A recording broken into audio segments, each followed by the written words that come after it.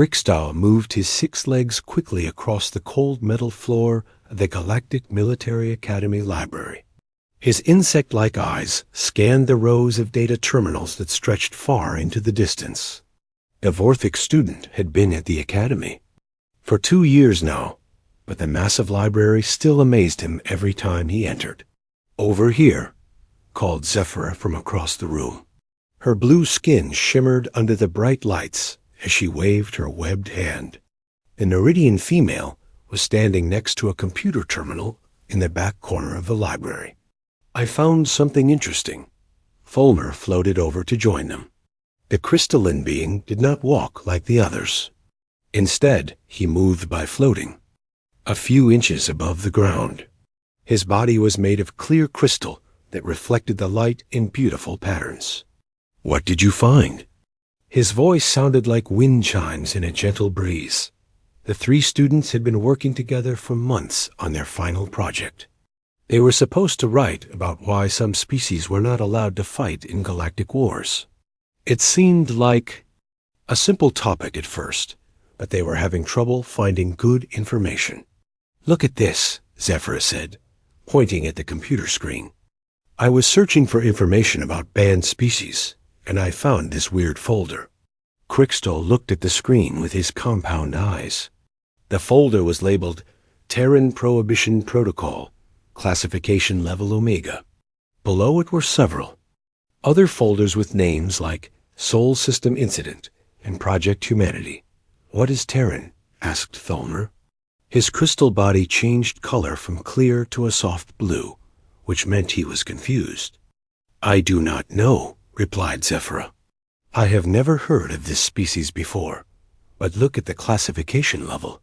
Omega is the highest security level in the entire galaxy." Crickstall clicked his mandibles together, which was how his species showed they were thinking. "If it is classified at Omega level, we cannot access it with our student permissions." "That is what makes it so interesting," said Zephyra. "Why would information about a species be classified at the highest level? What could be so dangerous about them?" The 3 students stared at the screen for a long moment. They all knew they should probably leave this alone and work on their project using the information they were allowed to access. But their curiosity was too strong. "I might be able to get past the security," said Crickstall quietly. He looked around to make sure no one else was listening. "My species has natural abilities with computer systems. I could probably break through." "The encryption? That would be illegal," said Fulmer. His crystal body turned red, which meant he was worried. "We could get expelled from the academy. Or worse," added Zephyra. "Breaking into Omega-level files could get us sent to prison." But even as she said this, Zephyra moved closer to the computer terminal. She was just as curious as the others about what could be so secret about this unknown species. Crickstall extended thin metal wires from his fingertips. This was a special ability that all Vorthic possessed. The wires could connect directly to computer systems and allow them to access data much faster than typing on a keyboard. "I will just take a quick look," he said. "If we cannot access it, then we will forget about it and work on our project normally." The wires connected to the terminal with a soft clicking sound. Crickstall's eyes glowed green as he began to work. Data flowed through his neural connections much faster than any other species could process. He could see the security barriers around the classified files like walls of light in his mind. "This is very strange," he said after a few minutes. "The security around these files is unlike anything I have ever seen. It is not just encrypted, it is hidden behind multiple layers of protection. Can you get through it?" asked Zephyra. "I think so, but it will take time." Crickstall's body began to glow softly as he worked harder. "There are 17 different security protocols protecting this information. Whoever classified this did not want anyone to see it." Fulmer floated nervously nearby. "Maybe we should stop. If there are 17 security protocols, perhaps there is a good reason for them." But Krickstow was already too deep into the system to stop easily. His species had a natural curiosity about puzzles and mysteries. Breaking through computer security was like solving a complex riddle for him. "I am almost through," he said suddenly. The computer screen flickered. New folders appeared, but they were still partially locked.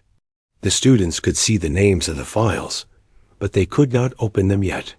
"Look at these names," whispered Zephyra. "Human Doctrine 7 Alpha, Psychological, Warfare Capabilities, Uncontainable Strategic Adaptation." "What does psychological warfare mean?" asked Thulmer. "It means fighting with the mind instead of with weapons," explained Zephyra. "But what species could be so good at it that they would need to be banned from all galactic wars?" Krickstow continued working. "I can see more files now. There are thousands of them. Battle reports, scientific studies, emergency council meetings, all about this species called humans." "Humans," repeated Zephyra, testing the word. "I have never heard of them in any of my classes." "That is because they are not allowed to be mentioned in normal classes," said Krickstow as he read through the file names. According to these files, there was an emergency vote by the Galactic Council. All 847 species voted to ban humans from warfare. All 847 species? Thulmer's crystal body turned bright orange with shock. That has never happened before in Galactic history. The species of the galaxy never agree on anything. What could humans have done to make every species in the galaxy agree they were too dangerous for war? Wondered Zephyra. Krickstow finally broke through the last security barrier. "I can access the files now, but I am getting warning messages. The system is trying to trace who is accessing this information." "How long do we have?" asked Zephyra. "Maybe an hour before security finds us," replied Krickstow. "We need to read fast and remember everything we can." The first file they opened was titled Initial Contact Report Sol System Survey. It was written in simple, standard galactic language. As they read, the students learned that humans lived on a planet called Earth in a system called Sol. Initial reports described them as a primitive species that was always fighting wars with each other. "They sound like any other young species," said Thulmer. "Why would they be considered dangerous?" "Keep reading," said Krickstow.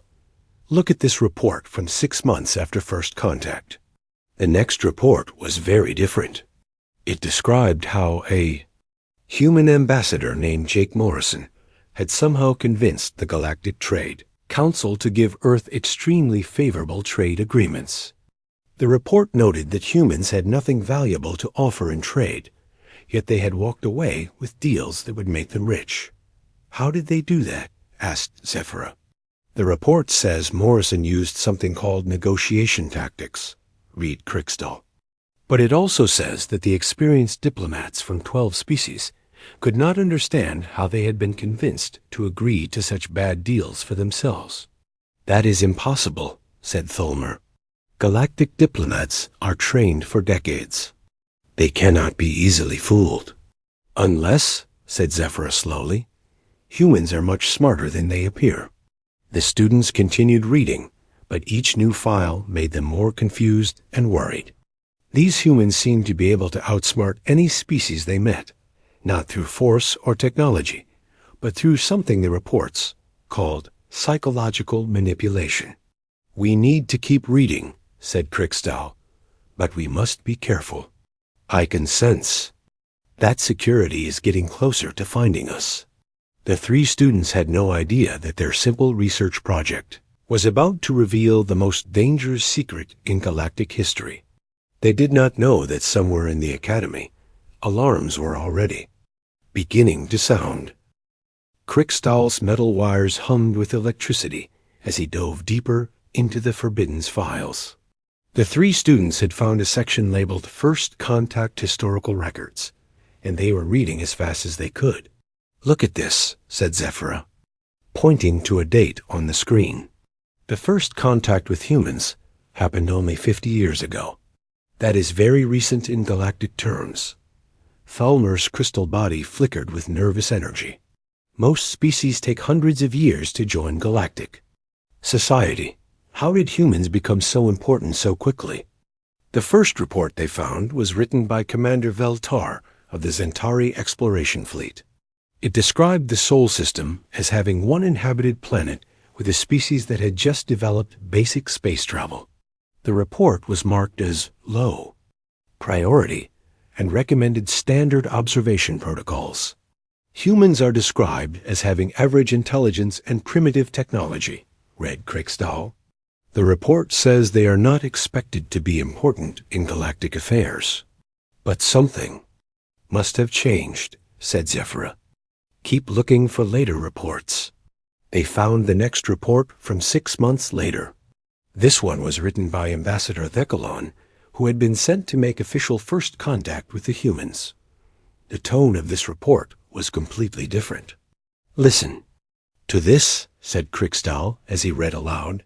Human Ambassador Jake Morrison has achieved trade agreements that our negotiation experts cannot understand.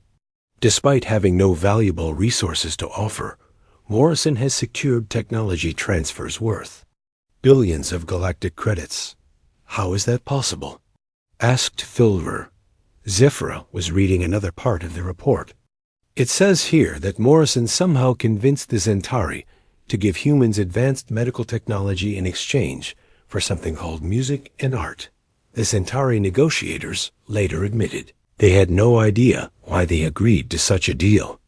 Music and art? Tholmer's body turned purple with confusion. Every species has music and art. Why would the Centauri give valuable technology for something so common?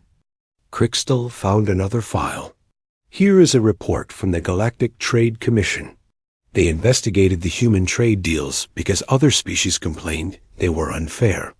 But the investigation found that all the contracts were completely legal. Legal, but impossible, reads Zephyra from another document. The report says that human negotiators seem to understand alien psychology better than the aliens understand themselves.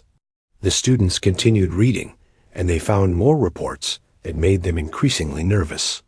Humans had somehow convinced the Aquarian Empire to share their water purification technology. They had talked the Crystalline Collective into giving them advanced computer designs. Every species that dealt with humans walked away feeling like they had gotten a good deal, but later analysis showed that humans had benefited much more. This is getting scary, said Thulmer. How can one species be so good at convincing others to do what they want? Maybe they are just very smart, suggested Zephyra, but she did not sound convinced. Kriegstahl found a section of files about human military service. Look at this. After the trade agreements, humans asked to join the Galactic Defense Force. Council agreed because they thought humans could be useful in support roles. What happened? Asked Zephyra. The Krill expansion war started 2 years after humans joined the Defense Force, read Kriegstahl. Humans were assigned to safe positions, far from the fighting. But look at these battle reports. The first military report was about Commander Lisa Bennett, who had been assigned to manage supply lines for the Third Fleet. Her job was simple: make sure food, fuel, and ammunition reached the front lines on time. According to this report, said Kriegstahl, Bennett did not just manage supplies efficiently. She somehow convinced enemy scouts to give her information about krill supply routes.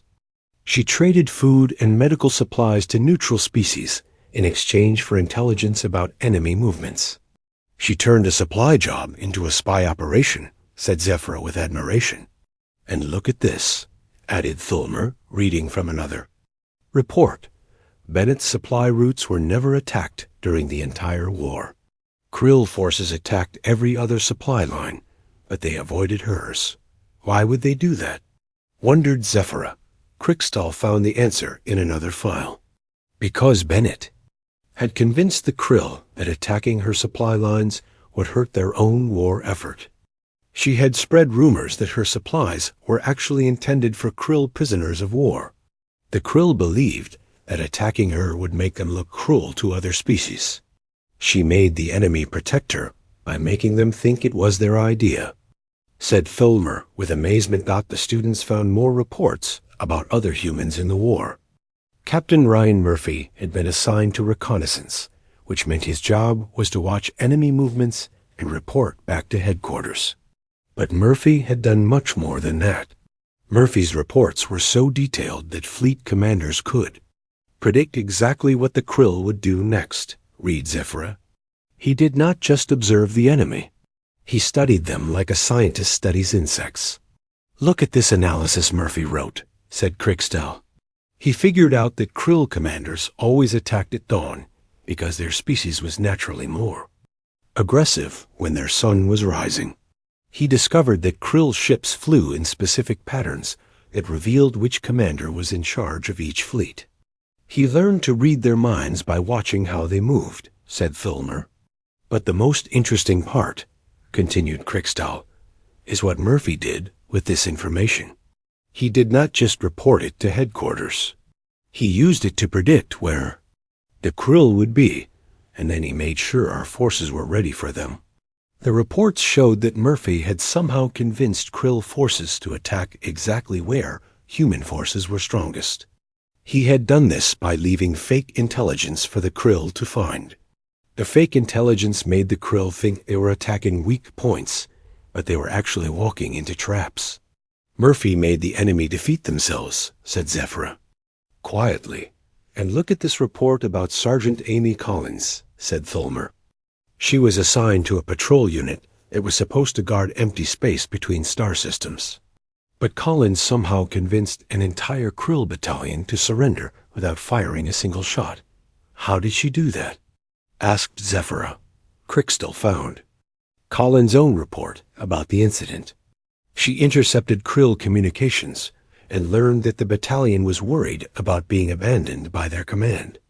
So Collins sent them fake messages that seemed to come from krill headquarters. The messages ordered the battalion to surrender to human forces to avoid being captured by a different enemy. She made them think their own leaders wanted them to. Surrender, said Fulmer. The scary part, added Zephyra, is that Collins wrote this report like it was the most normal thing in the galaxy. She does not even seem to realize how amazing this is. The students continued reading, and they found dozens of similar reports. Humans in the Galactic Defense Force were not just good soldiers. They were psychological warfare experts who could make enemies do whatever they wanted. Look at this summary report, said Krickstall. It says that human units had a 94% success rate in their missions. The average for all other species was 67%. How is that possible? Asked Zephyra. Because humans do not just fight wars, said Fulmer slowly. They fight minds. The students were so focused on reading that they did not notice the soft sound of footsteps approaching their hidden corner of the library. They did not see the security cameras that had been quietly tracking their movements. They were completely unaware that their unauthorized access to the classified files had triggered alarms throughout the academy. We need to keep reading, said Krickstall. I want to know what happened next in the war. Yes, agreed Zephyra. These reports are incredible, but they still do not explain why humans are banned from galactic warfare. Maybe the answer is in the files about something called the Omega Incident, suggested Fulmer. The three students had no idea that they were about to discover the most terrifying secret in galactic history. They did not know that the Omega Incident had changed everything, and that some knowledge was too dangerous to possess. Somewhere in the academy, security forces were already moving toward the library. The computer screen flickered as Krickstall accessed deeper files about the Krill War. The three students had been reading for almost an hour, and each new report made them more amazed and frightened by what humans could do. Find the files about the middle part of the war, said Zephyra. I want to know how humans went from support roles to being banned from all warfare. Krickstall's metal wires sparked as he searched through thousands of documents. Here is a section called Battle Reports, Year 2. This is when humans had been in the war for a full year. The first report they found was about Staff Sergeant Amy Collins again. But this time, she was not just convincing small groups to surrender. She had been given command of a communication station on a remote planet called Kepler-7. Her job was simple, read Tholmer. Monitor enemy radio signals and report any important information to Fleet Command. But look what she actually did, said Zephyra, pointing to another part of the report. Collins had not just listened to enemy communications. She had learned to speak like the Krill. The report explained that Collins had studied recordings of Krill voices until she could perfectly copy their speech patterns and accents. She started sending fake messages to Krill forces, read Crickstall. The messages appeared to come from Krill commanders, but they were actually from Collins. What kind of messages? Asked Tholmer. The answer made all 3 students feel cold. Collins had sent messages that made Krill units distrust each other. She told one group that another group was planning to steal their supplies. She told commanders that their subordinates were planning to rebel. She created fear and suspicion where none had existed before. Look at the results, said Zephyra quietly. 3 different Krill fleets stopped fighting humans and started fighting each other instead. She made the enemy destroy themselves, said Tholmer. His crystal body turned dark blue with worry. The report noted that Collins had accomplished this without ever seeing the enemy face to face. She had destroyed 3 fleets using nothing but fake radio messages and her understanding of Krill psychology. But this is just one human, said Crickstall. Surely not all of them could be this dangerous. The next file proved him wrong. It was about Colonel Kevin Hayes, who had been assigned to defend a mining station called Alpha Base. The base was not important strategically, but it produced rare metals that both sides needed for their weapons. Hayes was given 50 soldiers and told to hold the base until reinforcements arrived, read Zephyra. But reinforcements would not come for 6 months. How could 50 soldiers hold a base against the entire Krill fleet? Wondered Tholmer. The answer was in Hayes' own mission report. He had not tried to fight the Krill fleet. Instead, he had studied everything the Academy knew about Krill culture and psychology. He had learned that Krill society was based on honor and ritual combat. Hayes challenged the Krill fleet commander to single combat, read Crickstall. But he did not challenge him to a physical fight. What kind of challenge was it? Asked Zephyra. A battle of minds, read Tholmer from the report. Hayes said that the truly strong leader would be the one who could capture the mining base without losing any ships or soldiers. The Krill commander had accepted this challenge because his culture valued cleverness as much as strength. But Hayes had made the rules of the challenge very carefully. Look at what Hayes did, said Crickstall. He told the Krill commander that a challenge would last exactly 6 months. Whoever controlled the base at the end would be declared the winner. But that was exactly how long Hayes needed to wait for reinforcements, realized Zephyra. Yes, but it gets more clever, continued Crickstall.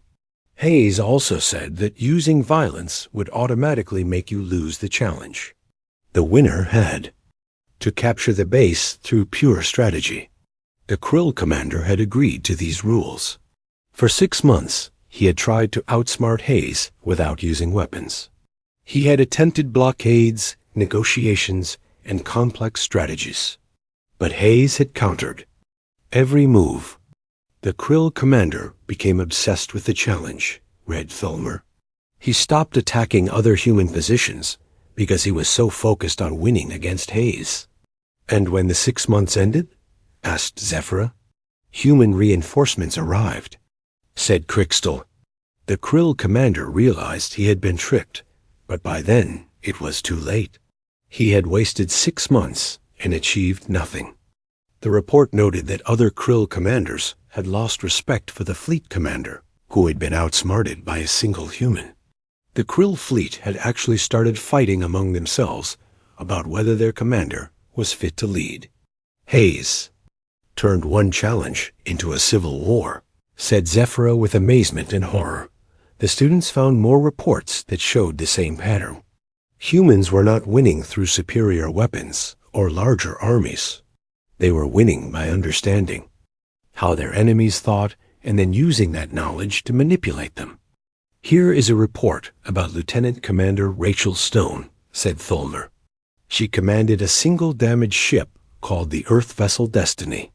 Stone had been ordered to retreat when her ship was badly damaged in battle. But instead of running away, she had done something that shocked everyone. She sent a message to the Krill fleet, read Crickstall.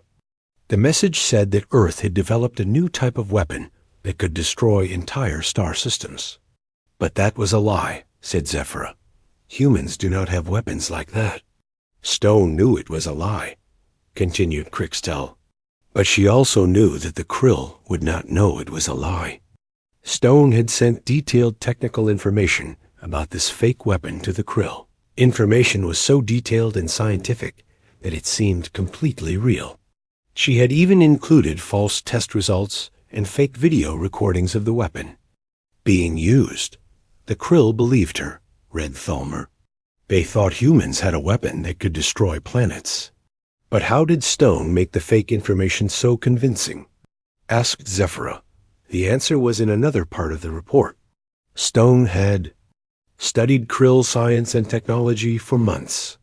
She had learned exactly how Krill scientists thought and what kind of evidence they would find believable. Then she had created fake evidence that perfectly matched Krill expectations. She did not just tell a lie, said Crickstall. She told. Lie that was designed specifically to convince Krill minds. The result had been devastating for the Krill war effort. 3 entire fleets had retreated from human space because they feared this fake weapon. The Krill had even started building defenses against a weapon that did not exist. Stone destroyed 3 fleets without firing a single shot, said Zephyra. And look at this, added Tholmer, pointing to the end of the report.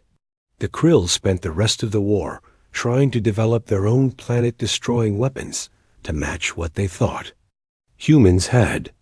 She made them waste resources on useless projects, realized Crickstall. The students continued reading, and each new report was more frightening than the last. Humans had convinced enemies to abandon strategic positions by making them think those positions were trapped. They had caused civil wars by spreading rumors about corrupt commanders. They had turned allies against each other by revealing embarrassing secrets at exactly the right moments. This is not war, said Tholmer quietly. This is something else. Entirely. What do you mean? Asked Zephyra.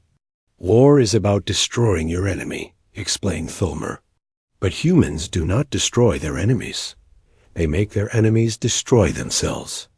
And they do it by understanding how different species think, added Crickstall. They study alien psychology, like other species study weapons technology. The scary part, said Zephyra, is that most of these humans probably do not even realize how dangerous they are. They think they are just being creative and clever. The students had found dozens of reports, and every single one showed the same pattern. Humans did not just fight wars, they fought minds. And they were better at it than any species in galactic history. We still have not found the files about the Omega incident, said Crickstall. That must be where we learn why they were banned. Keep looking, urged Zephyra. I need to know what finally scared the entire galaxy. But as Crickstall searched for more files, a soft alarm began to sound in the library. The 3 students looked around nervously. Security must be getting close, said Tholmer. We should leave. Not yet, said Crickstall. I found the Omega files. Just give me a few more minutes. The students had no idea that they were about to read about the most terrifying event in galactic history. They did not know that some knowledge was too dangerous to possess. and that they were already in more trouble than they could imagine. The soft alarm in the library was getting louder, but the three students ignored it. Krikstal had found the files about the Omega incident, and they were too curious to stop reading now. "Here it is," said Krikstal, his compound eyes reflecting. The light from the computer screen. The Omega incident, final phase of the Krill War. The first document was a mission briefing for Admiral Patricia Scott of the Earth Defense Force. Scott had been promoted rapidly during the war, rising from captain to admiral in just 2 years. The briefing explained that she was being given command of the largest joint task force in galactic history. "Look at this," said Zephyra. Scott's task force included ships from 8 different species: Centauri cruisers, Neridian submarines, crystalline carriers, and even Vorthix stealth ships. Why would they put a human in charge of such an important force? Asked Tholmer. The answer was in the next document. The Krill had launched their final offensive, a desperate attack aimed at destroying the Kepler Station mining colony. This colony was the most important source of rare metals in the galaxy. If the Krill captured it, they could build enough weapons to win the war. The Galactic Council was desperate, read Krikstal. They had lost 3 major battles in a row. They needed someone who could stop the Krill offensive no matter what. "So they chose a human," said Zephyra. "Not just any human," corrected Thalmer, reading from another file. "They chose Patricia Scott because she had never lost a battle. In 2 years of war, Scott had won every single engagement she commanded." The students found Scott's initial battle plan, and it seemed surprisingly simple. She was going to defend Kepler Station by placing her fleet in orbit around the colony. When the Krill arrived, she would fight them in traditional space battle. "That does not sound like human strategy," said Krikstal. "Where is the psychological warfare?" "Keep reading," suggested Zephyra. "Humans never do anything the simple way." She was right. The next document was labeled Protocol Omega, Classified Implementation Order. As the students read it, they began to understand why this incident had terrified the entire galaxy. Scott had not planned to fight the Krill fleet in space battle. Instead, she had designed the most complex psychological warfare campaign in galactic history. The plan was so detailed that it filled hundreds of pages of documents. Scott spent 3 months studying everything known about Krill psychology, read Tholmer. She interviewed Krill prisoners, analyzed their communication patterns, and even studied their religious beliefs. "What was she looking for?" asked Zephyra. "Weaknesses," said Krikstal simply. She was looking for ways to make the Krill defeat themselves. The documents showed that Scott had discovered something important about Krill culture. The Krill believed that their greatest military leaders were blessed by their gods with the ability to predict enemy actions. A Krill commander who could not predict what enemies would do was considered cursed and unworthy of command. Scott used this belief to create Protocol Omega, read Zephyra. She made the Krill think they were facing not one human admiral, but an entire council of human strategic geniuses. How did she do that? Wondered Tholmer. The answer was in Scott's detailed operation plan. She had created fake human commanders with complete personal histories, tactical signatures, and behavioral patterns. She had given them names like Admiral Jennifer Walsh, Commander Peter Johnson, and Captain Linda Davis. These commanders did not exist, read Krikstal. But Scott made them seem real by having them command different parts of her fleet. Scott had carefully studied how each species in her task force fought battles. Then she had created fake human commanders who specialized in fighting like those species. Admiral Walsh supposedly commanded the Centauri ships and used Centauri tactics. Commander Johnson led the Neridian forces and fought like an aquatic species. The Krill intercepted human communications and learned about these fake commanders, read Zephyra. They thought they were facing 8 different human admirals, each one an expert in a different type of warfare. But that was just the beginning. Added Tholmer, Reading further into the plan, Scott had also created fake intelligence reports that she allowed the Krill to intercept. These reports suggested that Earth had been studying Krill psychology for decades. The fake reports contained detailed analyses of Krill weaknesses, battle patterns, and cultural beliefs. Scott made the Krill think that humans understood them better than they understood themselves, said Crickstel. And it worked, said Zephyra, reading from a battle report.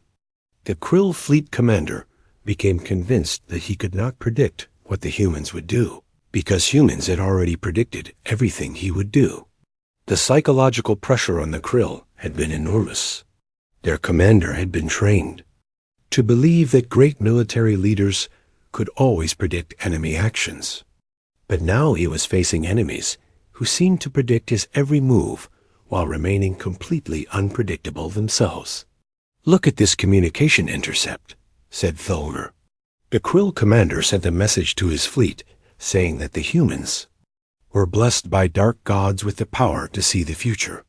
The students continued reading, and they learned that Scott's psychological warfare had been even more sophisticated than they had imagined. She had not just confused the Krill commander. She had systematically destroyed his confidence, his authority, and his ability to command his fleet. Scott sent fake surrender offers to individual Krill ships, read Crickstel. Each offer was perfectly designed to appeal to that ship's specific crew and commander. She knew exactly what each Krill captain wanted to hear, added Zephyra. Some Krill captains had received offers that promised them promotions if they switched sides. Others had received messages that claimed their own fleet was planning to abandon them. Still others had been told that surrender was the only way to save their crews from a new human weapon. Every message was different, read Thulmer. Scott had studied the personal files of dozens of Krill officers and created surrender offers designed specifically for each individual. The result had been catastrophic for the Krill war effort. Within weeks, entire ships were surrendering without firing a shot. Krill officers were asking to speak privately with human commanders.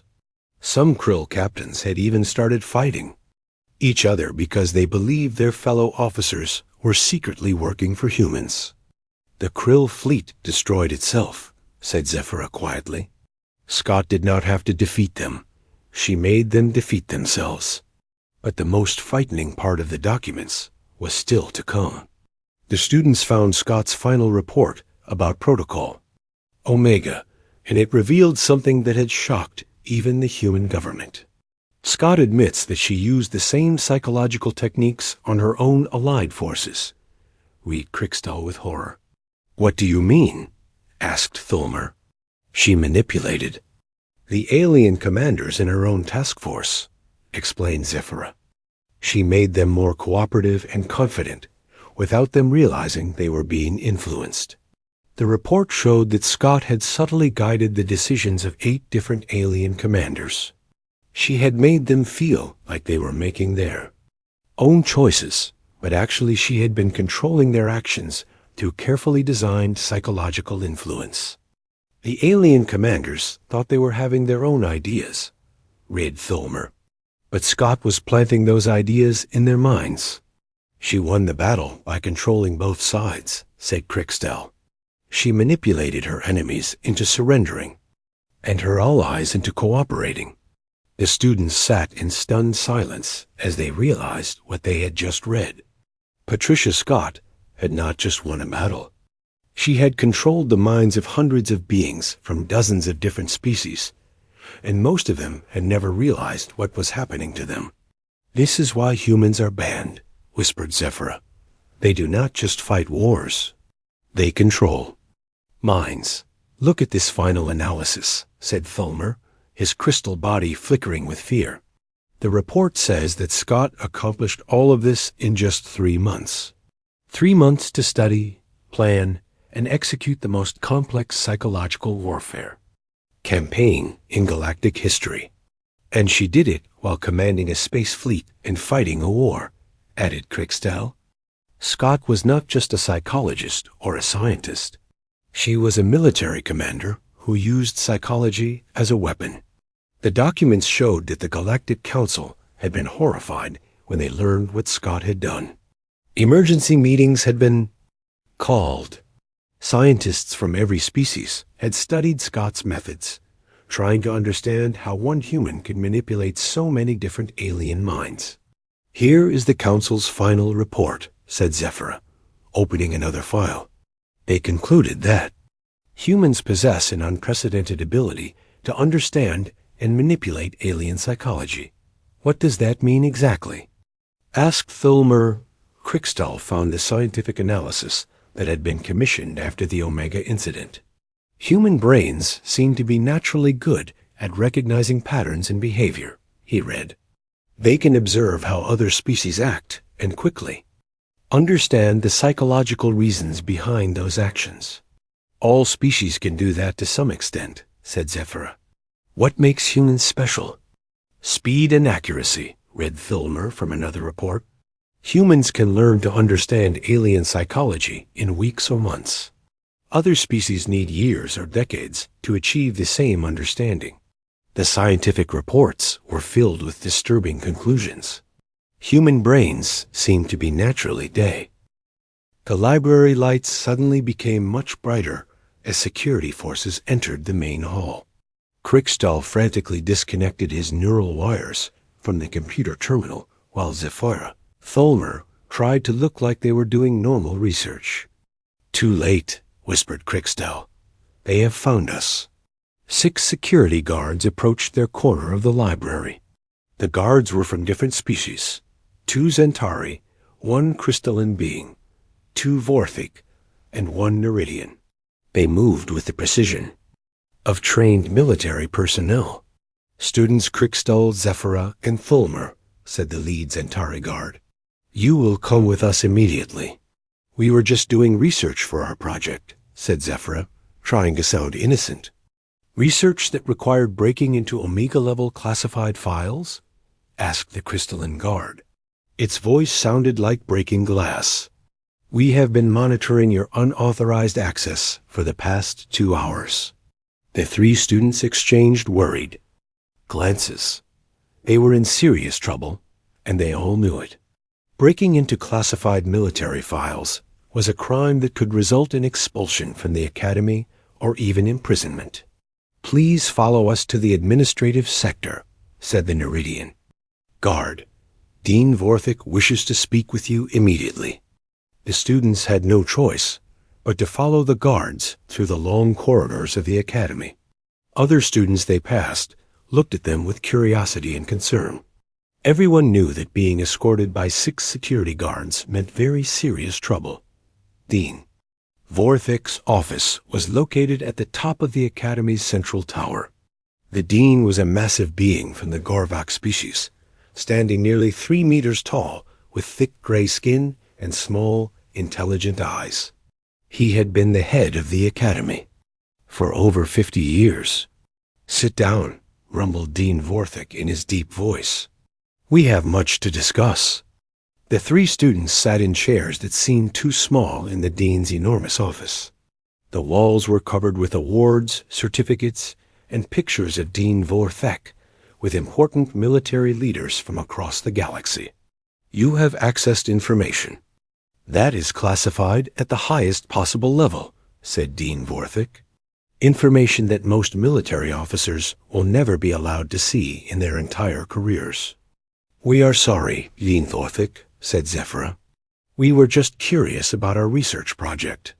"Curious," repeated the dean slowly.